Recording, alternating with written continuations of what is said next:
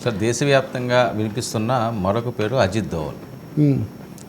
ఆయన ఏ రకంగా చూడాలి సార్? మనం వీళ్ళంతా ఇప్పుడు మోదీ వాజ్పేయి ఉన్నప్పుడు ఆయన ఎవరు బ్రిజేష్ పటేల్ ఎవరు ఆయనకు ఉండేవాళ్ళు, ఇంకొక ఆయన ఉండేవాళ్ళు. సో ప్రతి ప్రధానమంత్రికి విశ్వసనీయులు తర్వాత ఉంటారు. అజిత్ దోవలే ఇదంతా చాలా చక్కగా ప్లాన్ చేశారు, ముందు నుంచి అన్ని సిద్ధం చేశారు. అజిత్ దోవల్ అనే ఇది చాలా ప్రచారం ఉంది. అజిత్ దోవల్ నిజంగా అలాంటి ముఖ్య పాత్ర కంటిన్యూస్గా నిర్వహిస్తున్నాడు. అవును, అదేదో తాత్కాలికంగా కాకుండా ఖచ్చితంగా వాళ్ళకి ఆ గ్రిప్ వస్తుంది. రెండవది ఆయన అమెరికాతో ఆ విధమైన సంబంధాలు మెయింటైన్ చేస్తున్నాడు. సో అమెరికన్ ఎస్టాబ్లిష్మెంట్కు అజిత్ దోవల్కు మధ్యలో చాలా స్పష్టమైన లింక్ ఏర్పడినట్టుగా మనకి ఇక్కడ కనిపిస్తుంది. ఆయన అలాగే జైశంకర్ ఏమో దౌత్యపరమైన సంబంధాలు, ఈ రకరకాల రాజ్నాథ్ సింగ్ రాజకీయ సంబంధాలు, మోదీ విశ్వగురువు కాబట్టి వీటికి ఆయన వేరే లెవెల్. సో ఈ విధంగా ఇంటర్నేషనల్ నెక్సెస్ ఒకటి ఇండియా చుట్టూ ఒక గొలుసు అయితే వీళ్ళు ఏర్పాటు చేశారు. ఇండియా చైనా గురించి ఎన్ని రకాల కథలు మనం విన్నప్పటికీ ఏదో ఒక మేరకు చైనాను కూడా భారతదేశానికి వ్యతిరేకంగా వెళ్లకుండా చూసేటటువంటి కాన్ఫిడెన్స్ అది కూడా మెయిన్. ఎందుకంటే నిన్న చైనాకు కూడా బ్రీఫ్ చేశారు, మేము ఇలా చేయబోతున్నాము, ఒక యాక్షన్ అంటే ఖచ్చితంగా ఫలానా అని చెప్పరు కానీ వీఆర్ ప్లానింగ్ యాక్షన్ అనేది ప్రపంచ దేశాలన్నిటికీ చేశారు. ఇంకా అందులో ఏమీ రహస్యం లేదు. అదే నేను అంతే నిన్న ఖుల్లా చేసినటువంటి ఆపరేషన్ తప్ప ఇది తప్పకుండా ఎక్కువ ఉపయోగపడింది. వేరే పాకిస్తాన్ యొక్క రహస్యమైన దుర్మార్గమైన పద్ధతులేమో ప్రపంచం అసలు పోవాలనే ఇది కూడా ఉంది. కాబట్టి it's going to happen. Sir Ajit Doval ఒక స్ట్రాంగ్ వెపనా భారత్కి? ఖచ్చితంగా ఆయన మోదీకి చాలా ఉపయోగకరం కదా. మోదీ ఏం ప్రతి చోటికి వెళ్ళి రోజు చేయలేరు కదా. So Ajit Doval reliable aides, reliable advisers, reliable executioners చాలా అవసరం నాయకులకు. సో మోదీ పూర్తిగా అజిత్ దోవల్ మీద ఆ విధంగా ఆధారపడ్డారు. ఒక విధంగా చెప్పాలంటే చాలామందికి అంటే ఆయన పవర్ఫుల్.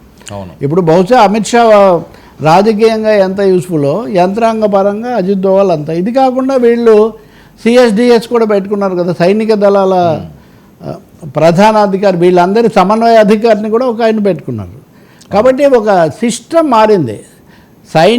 సైన్యానికి ఆదేశాలు ఇవ్వడం, సైనిక వ్యూహాలను ప్రభుత్వాన్ని సమన్వయపరచడంలో మోదీ అనుసరిస్తున్న పద్ధతులు వేరుగా ఉన్నాయి. నేను ఇందాక చెప్పింది అదే. 2014లో గెలిచి 2016 ఆ సర్జికల్ స్ట్రైక్స్ అప్పుడు ఎట్లా ఉన్నా, 2019లో అంటే రెండోసారి గెలిచిన తర్వాత మోడీ రిలేషన్స్ విత్ ఆర్మీ అది భారతదేశంలో కూడా అది వరకు ఉన్న పరిస్థితికి కొంచెం మార్పు తీసుకొచ్చాడు ఆయన.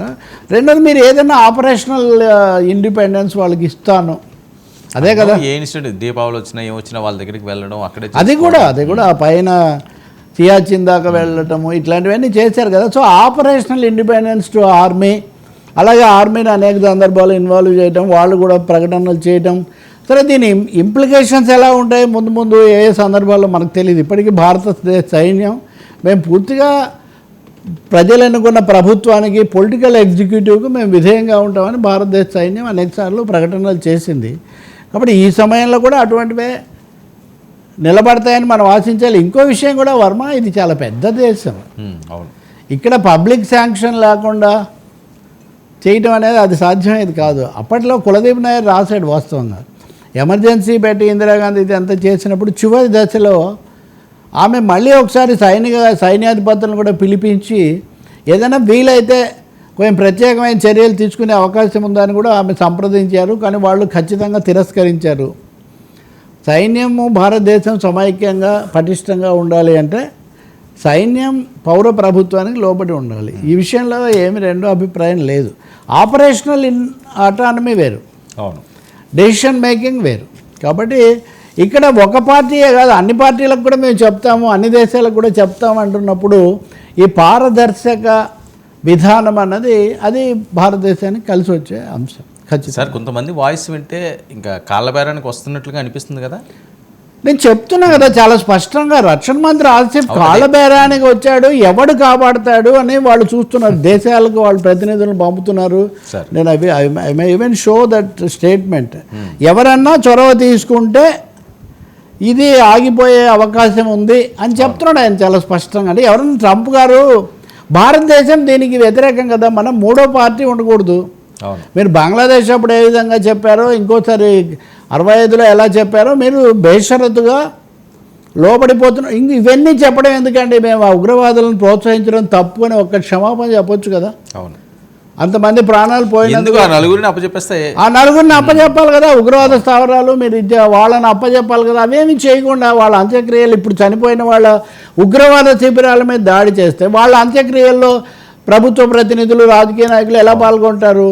కాబట్టి మీరు ఉగ్రవాదాన్ని కాపాడుకుంటూ, అంటే పామును మీరేమో ఒడిలో పెట్టుకొని పాముకు పాలు పోసి పెంచుకుంటూ ఇతరులకు పాఠాలు చెప్తే ఉపయోగమే ఉంది.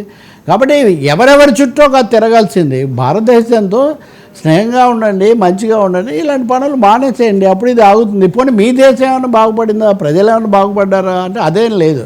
మొత్తం దేశం ధరలు పెరిగి అన్ని సూచీలు పడిపోయి భయంకరమైన సంక్షోభంలో, సంఘర్షణలో అది లీనమై, ఇట్లాంటప్పుడు ఏం జరుగుతుందో కూడా తెలియదు. ఎందుకంటే గతంలో ఇలాంటప్పుడే పాకిస్తాన్లో అనేక హత్యలు, ప్రభుత్వాలు మారడాలు, ఉరి శిక్షలు వేయడాలు అనేకం జరిగాయి. అనేక దుష్పరిణామాలు, కల్లోలాలు పాకిస్తాన్ చూసింది.